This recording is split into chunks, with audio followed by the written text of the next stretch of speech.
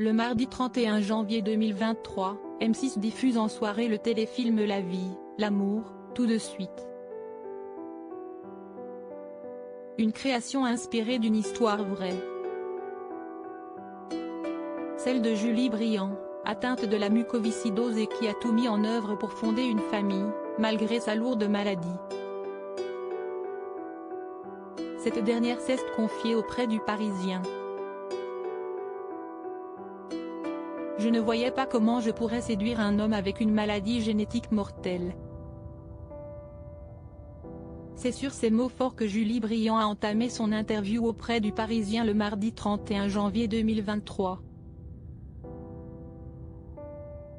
La jeune femme âgée aujourd'hui de 27 ans a un parcours de vie bien singulier, qui a particulièrement séduit les producteurs de la chaîne M6, décidant d'en faire un téléfilm intitulé La vie, l'amour, tout de suite. Il faut dire que la mère de Lohan, âgée de 10 ans, et Mathéis, 5 ans est une sacrée battante. Atteinte de la mucoviscidose depuis sa plus tendre enfance, l'Angevine a d'abord dû mettre ses rêves de carrière dans la gendarmerie ou au sein d'une caserne de pompiers de côté, comme elle le raconte dans son livre, du même nom, paru le 3 juin 2020 aux éditions Albin Michel. Mais devant un quotidien passé auprès des médecins, la jeune femme a préféré abonder dans le sens de son père. Il pensait qu'on se servait de moi comme d'un cobaye pour faire des essais, livre-t-elle. C'est parce que la vie est courte qu'elle se doit d'être intense malgré sa lourde maladie. Julie Briand ne souhaite pas abandonner un autre rêve, cette fois-ci plus personnel, celui de devenir mère avec son compagnon Ludovic, qu'elle admire. On devrait tous avoir un Ludovic dans sa vie, explique-t-elle dans l'interview.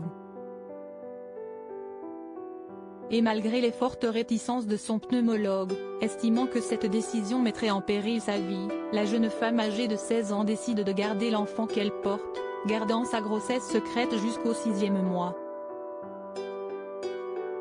Sa sœur, Marina, explique n'avoir également pas su, même moi, je n'étais pas dans la confidence.